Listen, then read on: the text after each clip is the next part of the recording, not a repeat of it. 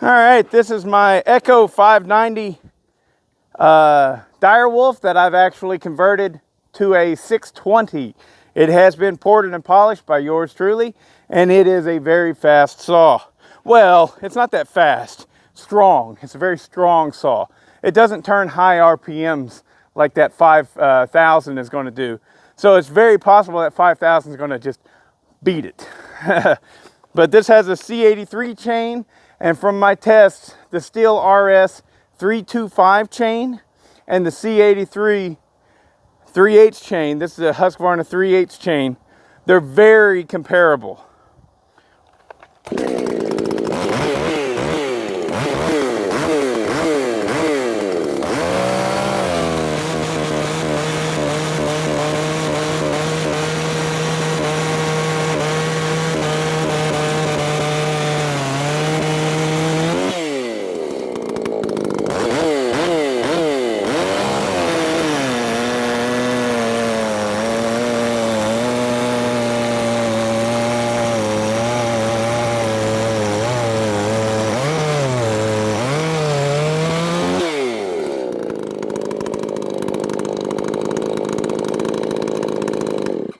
Seemed like I got hung up a little bit right there. Maybe it's harder, I don't know. Maybe I was digging too hard. Whatever. That first initial glide down the shaft, this thing, it needs a load on it. It needs a strong load on it to get it to not four-stroke in the cut like that. Could be that I've got it ran a little bit too fat. That's fine. This is brand new. It's only had one tank ran through it. I like running them a little bit fat whenever that's happening anyways. But we'll see what the comparison is. I wouldn't doubt it if that 5,000 beat it. I mean, I don't know if it did or not. I don't know. But it wouldn't super shock me. Because that 5,000 pulls a lot more RPMs than this thing does. This thing's more about grunt and torque. But two great saws either way.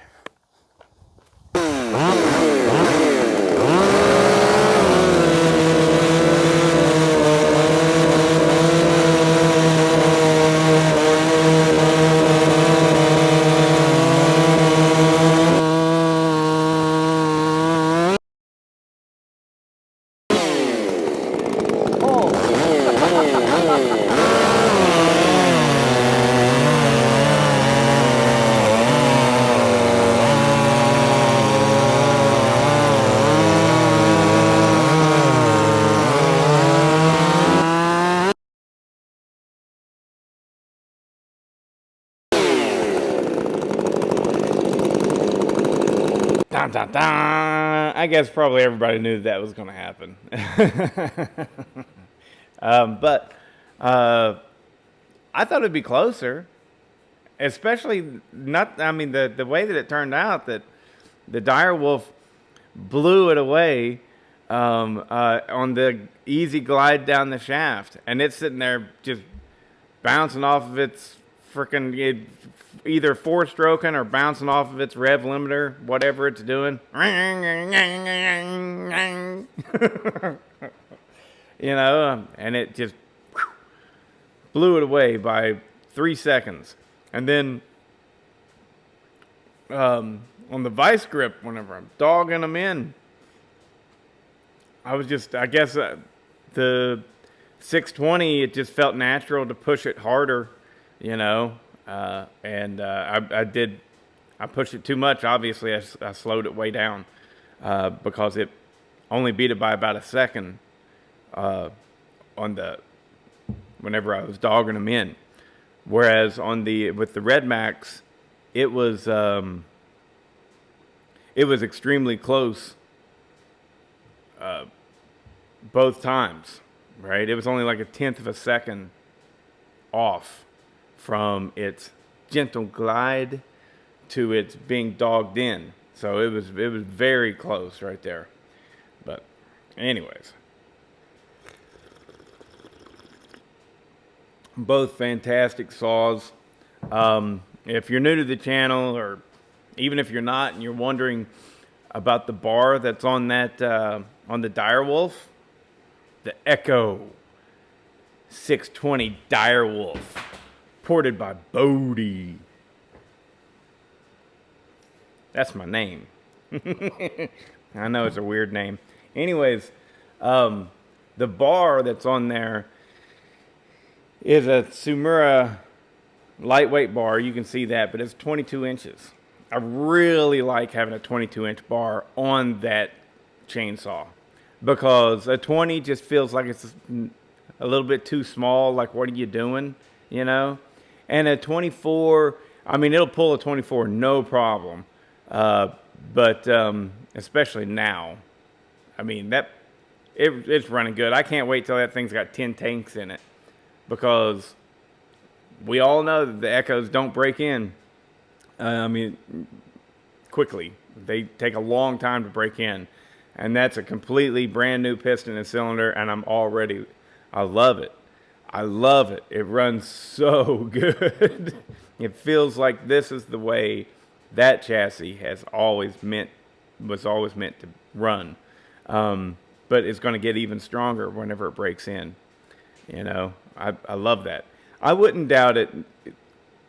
Charlie Briscoe, his float somewhere between I think 6.8 all the way up to 7.2 horsepower whenever he does these 620 builds. I wouldn't doubt it if this one has 6.8. On Joe's dyno, at least, you know. I mean, because these are the numbers that Charlie told me to do. I did exactly what Charlie told me to do, and yeah, I think it's got great power, especially for a 59cc saw. And at this point, the power that it has, yes, it feels lightweight. It feels like a stock 372 X torque. That's about what it feels like. So,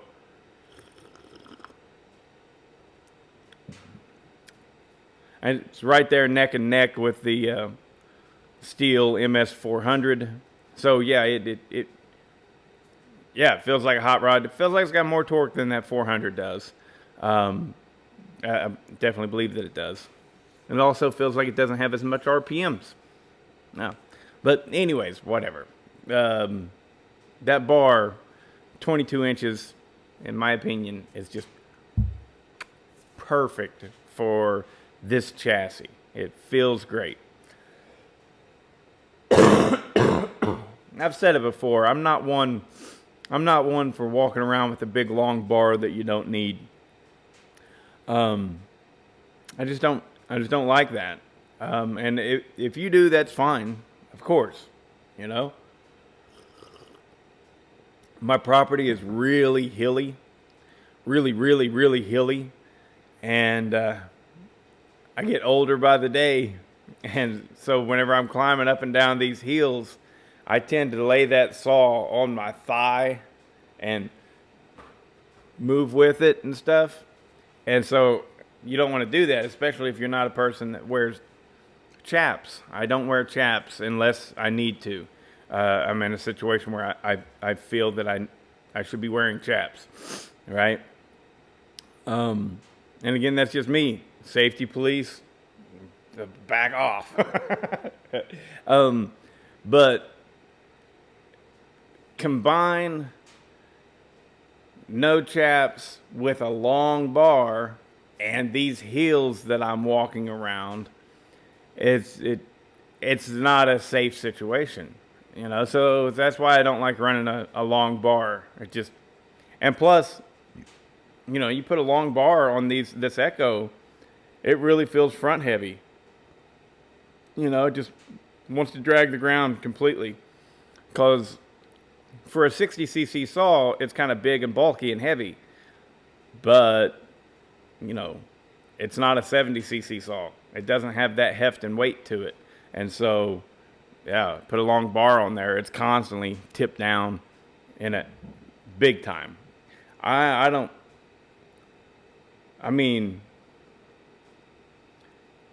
run what you want. I'm not going to tell you what to run, what not to run. I like that 22-inch bar. It's a 050 gauge. I got lucky and found it. It was one of the last ones, if not the last one, on eBay. And so I'm happy as a pig in shit about the bar that I'm running on that saw because I think it's perfectly matched for it. Anyways, the little Redmax did good, but, you know, it can't cut. Would it cut with a stock 590? Yeah, I think it'd be like pretty much right on par with a completely stock, not muffler modded Echo 590. That's what I think. That's where that Redmax would possibly beat it, you know. But as far as, I mean, that's an accomplishment because the 590, I believe, is more powerful than any other farm and ranch chainsaw, like the Husky 460. It's definitely faster than the 455. I've tested that. And the Steel 391, isn't that what it is? Anyways, I hope you've enjoyed this video. We'll keep it short. I'm enjoying the weekend with the lovely lady, and still getting over this cold from Alaska. Ooh, I'm going to insert these here for you guys. Yesterday, we went into town. If you guys are ever in Atlanta, Georgia, which most of you probably won't be, the one place that I want to tell people that they need to hit up is Fox Brothers Barbecue. You got to go into the city to get to it, but I like barbecue. I mean, who doesn't? Who doesn't? But I like it enough to where whenever I go to a new place, I like to try out a barbecue spot, you know, to see if they're any good. Because, and here's where my arrogant, pompous, freaking, I don't know, conceited way of being. What I kind of like doing is I like trying to see if this place's barbecue is any good, because probably what I enjoy the most is going, yep, that stuff is shit. You know? Now, I mean, if it turns out like, wow, that's really good, I do like that more. So, but it's just one of those things, like whenever I did my big motorcycle trip where I rode almost all the way across the country, you know, all around the country, I was stopping at all kinds of different places. I ate barbecue like at 8 different places. And whenever I got to Texas, I was really, really stoked because Texas is supposed to have the best barbecue, right? That's, Texas, you know, everybody from Texas, you got to know how you talk. Oh, if it's not from Texas, then it just doesn't count. Everything's, the best in Texas, you know. And so I couldn't wait to stop in Texas and have some barbecue, especially because I know in Austin, Texas, there's a guy there. Oh, I'll insert his name here. But Aaron, his name's Aaron, I think. Anyways, there's a guy there in Texas, in Austin, Texas, that's supposed to make the best barbecue in the world, right? And maybe he does, maybe he doesn't. But I know that he's not the only one. Like the scene there, the barbecue scene is really good in Austin. All right. There's lots of good barbecue guys. So anyways, when I pulled into Texas, I was going across that, what do they call it? The Panhandle, I think, up at the top of Texas. I think I stopped in like Amarillo. And I just figured everywhere in Texas was going to be amazing barbecue. Well, I can tell you it is not. You know, this stuff is just like, what? Watery sauce, you know, and no seasoning, no bark on the brisket, you know. I'm like borderline pissed. I'm like, what the fuck? Are you kidding me? There's a dude. Anyways, whatever. But Fox Brothers has excellent barbecue, and it's right here in Atlanta. And I will say this: I know that there's different, you know, everybody has like their style kind of thing. Like Memphis style barbecue, Kansas City style barbecue, Carolina style barbecue. I mean, come on, who wants to put mustard on their shit? I mean, Carolina, it's like mustard and vinegar. That ain't barbecue. That's your own thing that you call it. Like, just call it mustard Q or something. But Fox Brothers, they very much follow what I think would be, it's either one of two things. It's either Texas style barbecue, right? Because Texas style barbecue, their style is, I mean, the place that I went to was a poor example, but their style is a nice heavy bark on that brisket, and maybe a sweet with a little bit of tangy sauce, maybe. But it could be either that or maybe just general purpose Southern barbecue. That's Fox Brothers that I'm talking about. But I think it's probably Texas style. But my point is I had a great time yesterday. Yesterday was a really fun day. We rarely ever, or at least I rarely ever go into the city. But there's this new German store in there that my wife wanted to go to. And it was really nice. It's like an Aldi, but it's like upscale. Like Aldi is Walmart. And this new one, I think it's called Lidl, it's Target. It's really nice. They had great stuff. And but while we were in there, I was like, let's go to Fox Brothers. I haven't been there for like 4 years, and I always, whenever I go in there, I don't always, but I try to get the short rib. And the short rib is just one rib. It's the short rib all the way at the bottom, like that, of a cow, right? And so it's called a short rib, but it's like that long. It's big, old boy. And it's got a lot of meat on it. And it's just that one rib.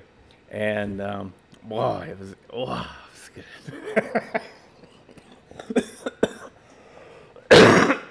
See, I'm still coughing. Anyways, old Louie Dog and Pippa Dog, they shared that bone. I cut it in half. Brought it home, cut it in half for them. That's my story. I hope you guys like barbecue like I do. But I do. Fox Brothers is the best that I've ever had in a restaurant. I've had better barbecue that someone made at home.